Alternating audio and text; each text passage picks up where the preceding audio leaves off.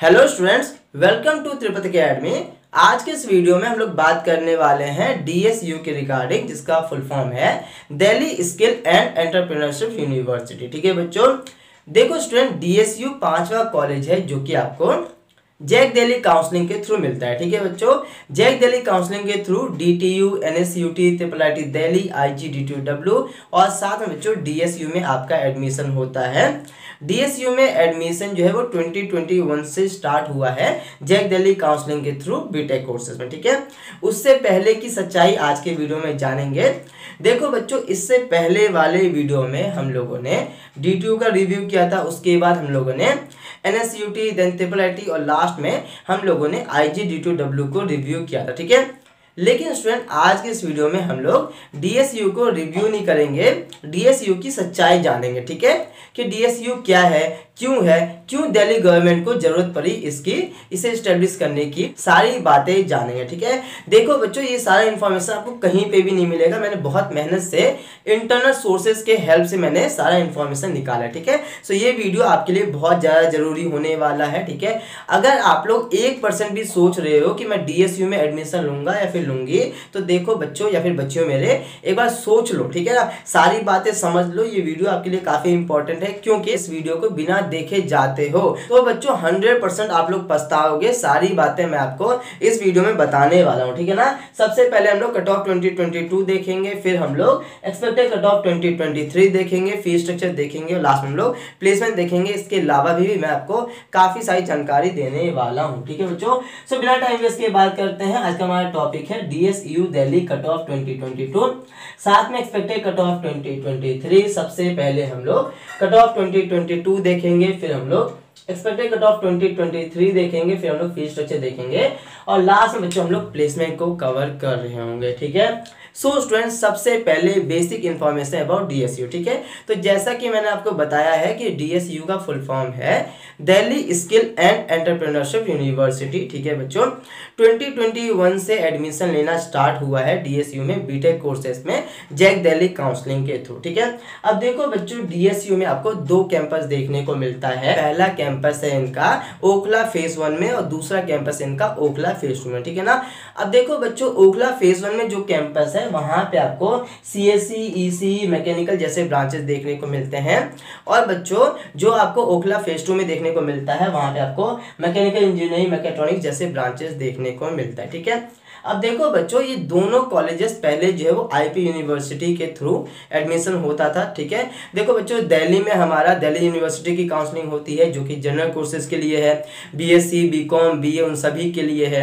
इसके अलावा Jack Delhi counselling होता है। ठीक है ना, डीटीयू, एनएसयूटी, बीटेक कोर्सेज के लिए एडमिशन होता है। ठीक है ना, बीआर कोर्सेज के लिए भी होता है। इसके अलावा जीजीएसआईपीयू की काउंसलिंग होती है, आईपी यूनिवर्सिटी प्यार से उसे हम लोग कहते हैं। ठीक है बच्चों, या फिर शॉर्ट में कहते हैं, जो भी आप लोग समझ लो। ठीक है ना, तो देखो बच्चों, आईपी यूनिवर्सिटी में 4 गवर्नमेंट कॉलेज हुआ करता था। उन चारों गवर्नमेंट कॉलेज का मैं आपको नाम बताता हूँ। पहला था हमारा Ambedkar institute of advance communication technology research. ठीक है, आप लोग जो है बस अंबेडकर नाम से याद रखो। ठीक है, इतना बड़ा नाम याद नहीं रहेगा। दूसरा था इनका चौधरी ब्रह्म प्रकाश गवर्नमेंट इंजीनियरिंग कॉलेज। तीसरा कॉलेज था इनका जीवी पंत गवर्नमेंट इंजीनियरिंग कॉलेज। ठीक है बच्चों, और चौथा था Delhi institute of tool engineering. ठीक है, जिसे हम लोग डाइट के नाम से भी जानते थे। ठीक है, तो बच्चों हुआ क्या कि 2019 तक तो एडमिशन हुआ था इनमें आईपी यूनिवर्सिटी काउंसलिंग के थ्रू ही, लेकिन बच्चों 2020 से ये सारा सिनेरियो चेंज हो गया। अंबेडकर वाला कॉलेज और बच्चों चौधरी ब्रह्म प्रकाश वाला कॉलेज को एनएसयूटी का ईस्ट और वेस्ट कैंपस बनाया गया। अंबेडकर को एनएसयूटी का ईस्ट कैंपस बनाया गया और बच्चों चौधरी ब्रह्म प्रकाश कॉलेज ऑफ इंजीनियरिंग को जो है वो एनएसयूटी का वेस्ट कैंपस बनाया गया। ठीक है, उसके बाद बच्चों देखो 2020 में इन कॉलेज में डीएसयू का जो 2 कॉलेज है, ठीक है ना, जीवी पंत गवर्नमेंट इंजीनियरिंग कॉलेज और बच्चों डाइट यानी कि Delhi institute of tool engineering को ये डिसाइड किया गया कि हम जो है वो डीएसयू में मर्ज करेंगे। ठीक है, अब देखो बच्चों, डीएसयू जो है हमारा Delhi skill and entrepreneurship university. देखो बच्चों, दिल्ली में जितने भी कॉलेजेस हैं हमारे जिसमें डिप्लोमा कोर्सेज ऑफर करते हैं, ठीक है, तो दिल्ली गवर्नमेंट ने क्या सोचा कि जितने भी डिप्लोमा कोर्सेज वाले कॉलेजेस हैं, ठीक है, साथ में ये जो हमारे 2 कॉलेज है है जीवी पंत और साथ में DITE Delhi institute of tool engineering, इन सभी को मिला करके एक यूनिवर्सिटी नाम बना दिया गया जिसका नाम है DSU। ठीक है, तो कहने का मतलब ये है कि DSU एक नया यूनिवर्सिटी नहीं है, एक नया नाम कह सकते हो आप लोग। ठीक है ना, पुराने कॉलेज को मर्ज करके जो है वो DSU नाम कर दिया गया।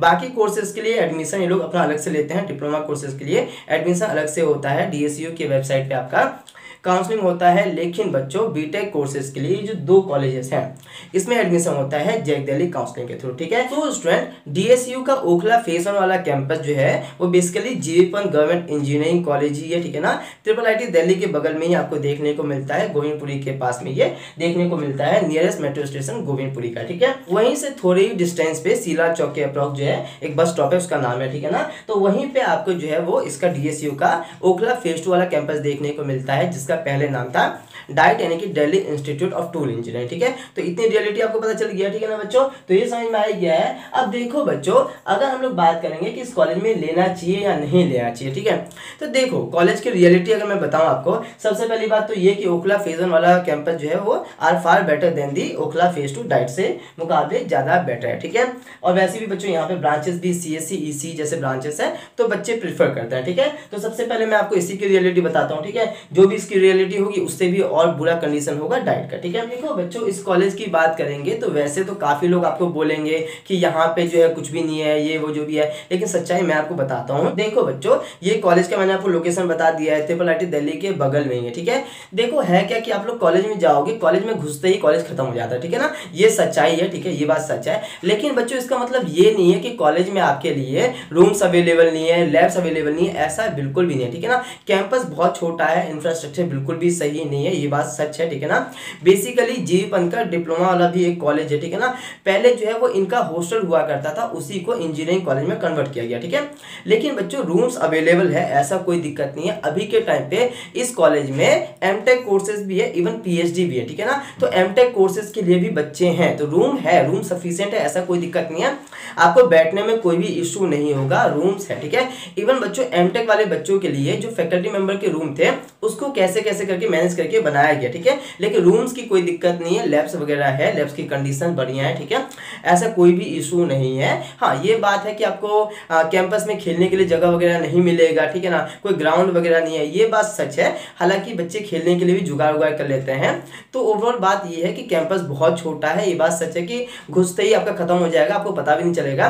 पहली बार जाओगे तो आप लोग शॉक्ड रहोगे, परेशान रहोगे कि कहाँ आ गए हैं, लेकिन रूम्स वगैरह सारी चीजें, लैब्स वगैरह सब कुछ है। ठीक है, तो ये बात समझ में आ गया है। फैकल्टी मेंबर की अगर मैं बात करूं तो देखो बच्चों, यहाँ पे आपको ये भी सुनने को मिलेगा कि ECE के फैकल्टी मेंबर काफी ज्यादा स्ट्रिक्ट हैं। ठीक है ना, सच्चाई क्या है, देखो ऐसा भी नहीं है, ये बात सच नहीं है। जितना भी मैंने वहाँ के स्टूडेंट से पता किया है, पहली बात ये है कि कॉलेज के फैकल्टी मेंबर बहुत अच्छे हैं। ठीक है ना, ऐसा कोई भी दिक्कत नहीं है। आप लोग किसी भी ब्रांच में जाते हो, चाहे CSE हो, ECE हो, मैकेनिकल हो, हर एक ब्रांच में ही आपको फैकल्टी मेंबर बढ़िया देखने को मिलेंगे। एक दो तो होते हैं, हर एक जगह ही होते हैं। ठीक है, उनकी बात नहीं करेंगे। ठीक है, बट बच्चों फैकल्टी मेंबर अच्छे हैं, वेल क्वालिफाई हैं, आपके हेल्प करेंगे, सपोर्टिव है, सारी चीजें, कोई दिक्कत नहीं है। EC ब्रांच के भी फैकल्टी मेंबर अच्छे हैं, बुरे नहीं है। ठीक है, हाँ ये है कि लास्ट तक में एक दो टीचर आपको देखने को मिलेंगे जो कि तंग करेंगे। ठीक है, वो हर एक जगह ही होते हैं। ठीक है, लेकिन बच्चों स्पेशली जो मैंने बच्चों से पता किया है कि फर्स्ट ईयर के फैकल्टी मेंबर बहुत ज्यादा अच्छे हैं। ठीक है, कुछ मेरे को नाम पता चला है। ठीक है, जैसे कि एक विष्णु सर है, ठीक है, जो कि आपको केमिस्ट्री पढ़ाएंगे, एक संदीप सर है जो कि मैथ्स पढ़ाएंगे।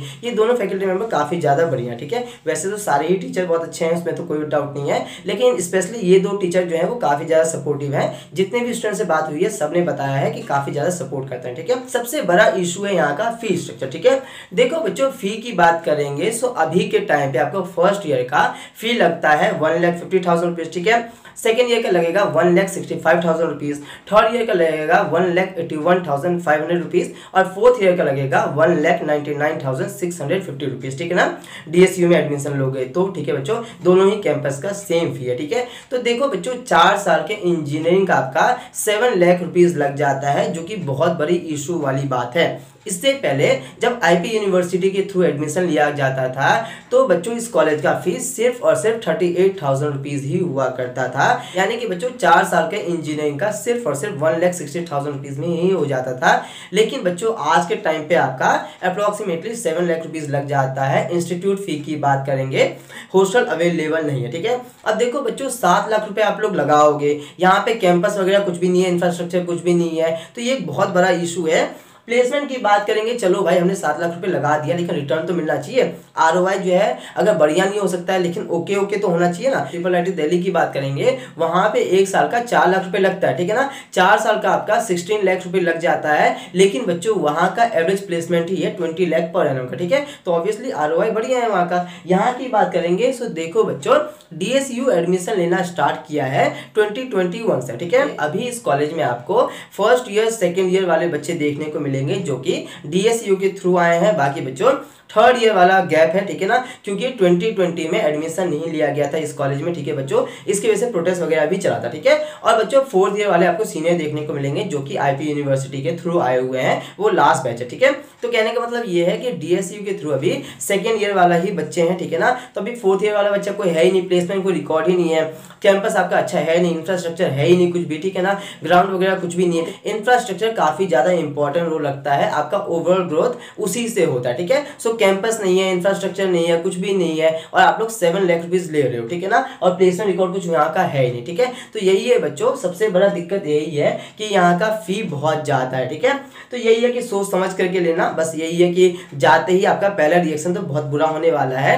आप लोग यही देखोगे कि कॉलेज में घुसते ही खत्म हो गया, ठीक है। लेकिन फैकल्टी मेंबर सब बढ़िया है, स्टडी वगैरह तो हो जाएगा, लेकिन वही है कि जो फी पे कर रहे हो रिटर्न कुछ है ही नहीं है ना, ये चीज है। प्लेसमेंट स्टैटिस्टिक प्लेसमेंट रिकॉर्ड ही नहीं है अभी तक, तो फिर ये चीज रिस्की बन जाता है। इसलिए मैं आपको बिल्कुल भी सजेस्ट नहीं करूंगा। इससे बेटर होगा कि आप लोग आईपी यूनिवर्सिटी काउंसलिंग के थ्रू भगवान परशुराम ले लो, भारतीय विद्यापीठ ले लो, बढ़िया कॉलेज है, महाराजा सूरजमल, महाराजा अग्रसेन, वो सब बढ़िया कॉलेज है। वहां का आरओआई यानी कि रिटर्न ऑफ इन्वेस्टमेंट कमाल का, ठीक है। हालांकि बच्चों हमारा इनके चेयरमैन के साथ मीटिंग भी हुआ था, उन्होंने कहा था कि हम लोग इंफ्रास्ट्रक्चर नया बनवाएंगे, प्लेसमेंट काफी बढ़िया हो जाएगा, कंपनीज के साथ कॉन्ट्रैक्ट है। क्या प्लेसमेंट का कुछ नहीं कह सकते हैं, जब सेकेंड ईयर वाले बच्चे फोर्थ ईयर में जाएंगे, फर्स्ट ईयर का जब प्लेसमेंट डेटा आएगा तभी कुछ कहा जा सकता है, ठीक है। इंफ्रास्ट्रक्चर का भी नामो निशान नहीं, जब बनेगा तब की बात है, ठीक है। अभी करंट सिनेरियो को देख करके मेरे को नहीं लगता है कि 7 लाख रुपए इस कॉलेज में इन्वेस्ट करना सही रहेगा, क्योंकि ओवरऑल ग्रोथ नहीं है, टीचर अच्छे हैं, बॉन्डिंग अच्छा बनेगा, टीचर सपोर्ट करेंगे, ठीक है ना, स्टडी वगैरह सब कुछ ठीक है, लेकिन बच्चों इंफ्रास्ट्रक्चर काफी ज्यादा इंपॉर्टेंट रोल लगता है, ठीक है। तो यही सारी बातें थी, ठीक है ना, फीस स्ट्रक्चर, प्लेसमेंट, सारी बातें हम लोगों ने कवर कर लिया है। अब बच्चों सबसे ज्यादा इंपॉर्टेंट है इनका कट ऑफ, ठीक है। सो कट ऑफ की बात भी कर लेते हैं, ठीक है। यहाँ पे हम लोगों ने लिखा हुआ है डीएसयू कट ऑफ 2022। तो देखो बच्चों यहाँ पे आपको 5 ब्रांचेस देखने को मिलता है, जिसमें से 3 ब्रांचेस आपको ओखला फेज 1 वाला कैंपस यानी कि जीवीपन गवर्नमेंट इंजीनियरिंग कॉलेज में देखने को मिलता है। पहला है सीएसई कोर यानी कि कंप्यूटर साइंस इंजीनियरिंग, दूसरा है ईसी यानी कि इलेक्ट्रॉनिक्स एंड कम्युनिकेशन इंजीनियरिंग, तीसरा है एमई यानी कि मैकेनिकल इंजीनियरिंग, ठीक है ना। देखो बच्चों लास्ट टू लास्ट ईयर कि 2021 तक इस कॉलेज में एमई हुआ करता था, यानी कि mechanical and automation engineering, mechanical engineering का स्पेशलाइजेशन, ठीक है। लेकिन बच्चों लास्ट ईयर से इसे चेंज कर दिया गया है, मैकेनिकल इंजीनियरिंग कोर कर दिया गया है। हालांकि अभी भी अगर स्पेशलाइजेशन लेना चाहते हो तो ले सकते हो, ठीक है। अब देखो बच्चों ओखला फेज 2 वाले कैंपस में 2 ब्रांच आपको देखने को मिलते हैं, ठीक है ना, एक मैकेनिकल इंजीनियरिंग कोर और दूसरा है मैकेट्रॉनिक्स इंजीनियरिंग, ठीक है ना। देखो बच्चों लास्ट टू लास्ट ईयर तक इस कॉलेज में 3 ब्रांच हुआ करता था, मैकेनिकल इंजीनियरिंग, दूसरा टूल इंजीनियरिंग और तीसरा जो है वो मैकेट्रॉनिक्स, ठीक है। टूल इंजीनियरिंग को हटा दिया गया, ठीक है। तो बच्चों यही आपको 5 ब्रांचेस देखने को मिलता है। ये 3 ब्रांच आपको ओखला फेज 1 में मिलेगा और ये 2 ब्रांच आपको ओखला फेज 2 में मिलेगा, ठीक है। अब देखो बच्चों इधर हम लोगों ने होम स्टेट का कट ऑफ लिखा हुआ है और इधर हम लोगों ने अदर स्टेट कैटेगरी वाले बच्चों के लिए कट ऑफ लिखा हुआ है, ठीक है। अब देखो बच्चों होम स्टेट वाले बच्चे वो होंगे, होम स्टेट ऐसे कंसीडर किया जाएगा कि अगर आपने क्लास 12 दिल्ली से पास आउट किए हुए हो तो उस केस में आप लोग होम स्टेट वाले बच्चे कहलाओगे, होम स्टेट कैटेगरी में आओगे, यानी कि दिल्ली रीजन में आओगे, ठीक है। और बच्चों अगर आपने क्लास 12 आउटसाइड दिल्ली से किए हुए हो, यानी कि दिल्ली के अलावा किसी अदर स्टेट से किए हुए हो, उस केस में आप लोग आउटसाइड दिल्ली में आओगे, ठीक है। तो देखो बच्चों होम स्टे वाले बच्चों की बात करेंगे तो 2022 में जनरल वाले बच्चों को सीएससी ब्रांच मिल रहा था, 75,204 रैंक तक में ईसी ब्रांच मिल रहा था, 93,727 रैंक तक में मैकेनिकल इंजीनियरिंग मिल रहा था, 1,28,060 रैंक तक में, ठीक है ना, ओखला फेज 2 वाले कैंपस में मैकेनिकल इंजीनियरिंग मिल रहा था 1,46,303 रैंक तक में, और बच्चों मैकेट्रॉनिक्स इंजीनियरिंग मिल रहा था 1,44,930 रैंक तक में, ठीक है। लेकिन बच्चों ये कट ऑफ आप लोगों का लास्ट ईयर का 4th राउंड का कट ऑफ है, ठीक है बच्चों। 4th राउंड के बाद जाकर के आप लोगों का स्पॉट राउंड होता है, लेकिन spot round is totally depend upon the number of vacancy, ठीक है, तो उस पर डिपेंड नहीं रहा जा सकता, ठीक है। लेकिन बच्चों स्पॉट राउंड तक में सीएससी ब्रांच जो है वो 1 लाख रैंक तक में भी मिला हुआ है, ठीक है, तो ये समझ में आ गया है। लेकिन बच्चे क्या करते हैं ना कि सीएससी ईसी ब्रांच देख करके ना जल्दी से भाग जाते हैं इस कॉलेज में, ठीक है। लेकिन बच्चों आपको ये गलती नहीं करना है। अगर आपने ये डिसाइड कर लिया है कि मुझे एडमिशन लेना है, तो बच्चों एडमिशन लेने से पहले एक बार कैंपस में विजिट करो, वहां के बच्चों से बात करो, ठीक है ना, डीएसयू वाले बच्चों से बात करो, आपको खुद आइडिया लग जाएगा, उसके हिसाब से डिसीजन लेना, ठीक है ना। लेकिन बिना सोचे समझे जाओगे तो बाद में पछताओगे, ये सोच जरूर लेना, ठीक है। तो बच्चों ये समझ में आ ही गया, ठीक है ना। इसी तरीके से आप लोग ईडब्ल्यूएस, ओबीसी, एससी और एसटी का देख सकते हो। एसटी वाले बच्चों को हर एक ब्रांच किसी भी रैंक पे मिल जा रहा था, ठीक है। तो अगर आप लोग एसटी कैटेगरी से हो तो इसमें एडमिशन लेने का क्यों ही सोचोगे, डीटीयू में जाओ, एनएसयूटी में जाओ, है ना, इसमें क्या रखा है, कुछ भी नहीं मिलने वाला है ना, तो वहां जाना, वहां पे आपका एडमिशन हो जाएगा। तो ये समझ में आ ही गया, ठीक है बच्चों। इसी तरीके से आप लोग ईडब्ल्यूएस, ओबीसी, एससी कैटेगरी का भी देख सकते हो। बस एक याद रखना कि ये सारा रैंक आप लोगों का सीआरआर रैंक है, यानी कि कॉमन रैंक लिस्ट है, जिसे हम लोग ऑल इंडिया रैंक के नाम से भी जानते हैं, ठीक है बच्चों। ऐसे में कैटेगरी वाले बच्चों के मन में ये डाउट आ रहा होगा कि सर हमारे पास तो 2 रैंक होता है, पहला सीआरआर रैंक जिसे हम लोग ऑल इंडिया रैंक के नाम से जानते हैं, जैसा कि आपने बताया है, और दूसरा कैटेगरी रैंक, ठीक है। तो अगर हमारा कैटेगरी रैंक कंसीडर नहीं किया जाएगा तो फिर कैटेगरी का बेनिफिट कैसे देखने को मिलेगा। तो देखो बच्चों, इन सारे पॉइंट को मैंने बहुत डिटेल में एक्सप्लेन किया हुआ है डीटीयू वाले वीडियो में, ठीक है ना। तो डीटीयू रिव्यू वाला वीडियो चेकआउट कर लेना, उसमें काउंसलिंग प्रोसेस के रिगार्डिंग भी बताया हुआ है। सो वो वीडियो आपके लिए काफी ज्यादा हेल्पफुल होने वाला है, उस वीडियो को देख लेना, ठीक है ना, काफी सारे डाउट क्लियर हो जाएगा, ठीक है। सो स्टूडेंट, ये हम लोगों ने बात किया है होम स्टेट वाले बच्चों के लिए कट ऑफ के रिगार्डिंग। अब बात करते हैं अदर स्टेट कैटेगरी वाले बच्चों के लिए कट ऑफ के रिगार्डिंग, फिर हम लोग बात करेंगे कि एक्सपेक्टेड कट ऑफ 2023 का क्या हो सकता है। अब बात करते हैं अदर स्टेट कैटेगरी वाले बच्चों के लिए कट ऑफ के रिगार्डिंग, यानी कि आप में से ऐसे स्टूडेंट जिन्होंने दिल्ली के अलावा किसी अदर स्टेट से क्लास 12 पास आउट किए हुए हैं, ठीक है। तो देखो बच्चों, लास्ट ईयर 2022 में अदर स्टेट कैटेगरी वाले बच्चों को सीएससी कोर ब्रांच मिल रहा था जनरल कैटेगरी में 13,770 रैंक तक में, ठीक है बच्चों। ईसी ब्रांच मिल रहा था 19,949 रैंक तक में। मैकेनिकल इंजीनियरिंग ओखला फेज 1 में 27,699 रैंक तक में मिल रहा था। और बच्चों मैकेनिकल इंजीनियरिंग ओखला फेज 2 वाले कैंपस में 29,440 रैंक तक में मिल रहा था। और बच्चों लास्ट ब्रांच जो कि आपको ओखला फेज 2 में ही देखने को मिलता है, यानी कि मैकेट्रॉनिक्स इंजीनियरिंग, ये ब्रांच आपको 27,347 रैंक तक में मिल रहा था। अब देखो बच्चों, अगर आप लोग अदर स्टेट कैटेगरी वाले बच्चे हो तो गलती से भी इस कॉलेज में मत जाना, इतने रैंक पे आपको एनआईटीज मिल जाएगा, ठीक है ना। इस चैनल पे हर एक एनआईटीज का रिव्यू डाल रखे हैं, कट ऑफ डाल रखे हैं, देख लो जरा, ठीक है ना। जो सा काउंसलिंग भी करवाते हैं उसका काउंसलिंग सपोर्ट बाय कर लेना, लेकिन ये गलती बिल्कुल भी मत करना, जिंदगी भर पछताओगे, ठीक है। इतने रैंक पे इस कॉलेज में तो भूल करके भी नहीं जाना है, वरना मैं लिख करके दे सकता हूँ, लाइफ टाइम आप लोग रिग्रेट करोगे, कंफर्म है, ठीक है।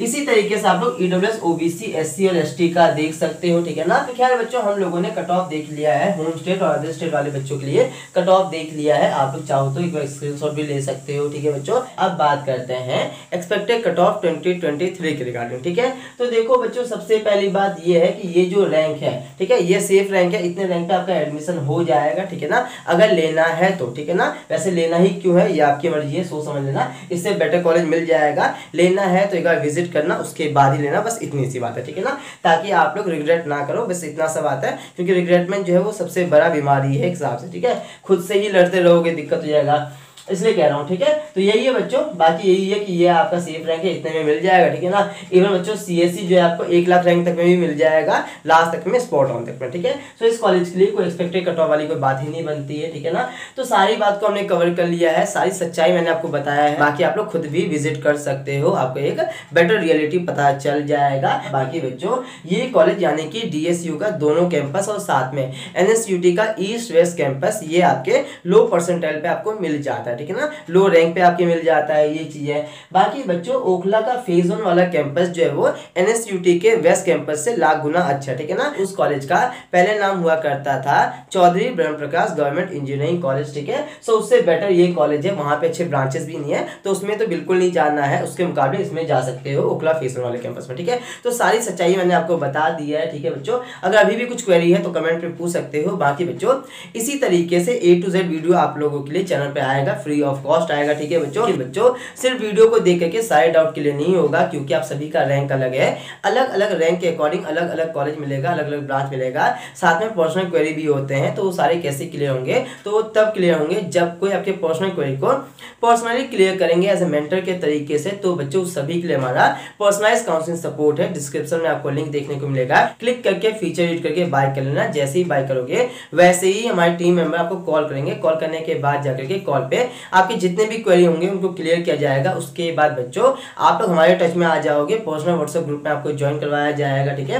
बाकी सारे फीचर आप लोग यहाँ पे देख सकते हो। लास्ट तक में हम आपके साथ रहेंगे जब तक कि आपका एडमिशन नहीं होता है। आपके रैंक के अकॉर्डिंग पर्सनलाइज चॉइसिंग करवाई जाएगी, और बच्चों लास्ट तक में आपके रैंक के अकॉर्डिंग बेस्ट से बेस्ट कॉलेज और ब्रांच आपको दिलवा दिया जाएगा, ठीक है बच्चों। आप लोग सिर्फ और सिर्फ जैक दिल्ली काउंसलिंग का भी बाय कर सकते हो, इसके अलावा मल्टीपल काउंसलिंग का भी बाय कर सकते हो, जैसे कि बच्चों जोसा काउंसलिंग, सीसेप काउंसलिंग, जिसके थ्रू आपको एडमिशन होते हैं IITs NITs में, ठीक है ना। तो सारे काउंसलिंग सपोर्ट का लिंक आपको डिस्क्रिप्शन में देखने को मिल जाएंगे। तिरुपति एकेडमी का स्टूडेंट आपको हर एक जगह देखने को मिल जाएंगे, IIT बॉम्बे से लेकर के हर एक IITs में, हर एक NITs में, हर एक त्रिपुरा IITs में, साथ में स्टेट काउंसलिंग के थ्रू जो टॉप कॉलेजेस होते हैं वहां पे भी देखने को मिल जाए। दिल्ली में हमारे DTU NSUT में भी बच्चे भर के गए हुए हैं, ठीक है ना। तो जल्दी से बाय कर लेना। और बच्चों ये सारा फीचर आप लोगों को सिर्फ और सिर्फ 999 रुपीज में ही दिया जा रहा है, लेकिन बच्चों स्टार्टिंग में ही इतना कम प्राइस होगा, बाद में इसका प्राइस बढ़ जाएगा। स्टार्टिंग में उन बच्चों के लिए प्राइस कम है जो कि उतने ज्यादा पैसे अफोर्ड नहीं कर पाते, ठीक है, लेकिन बाद में इसका प्राइस बढ़ जाएगा। सो जल्दी से बाय कर लेना, all links are available in the description box, ठीक है। और बच्चों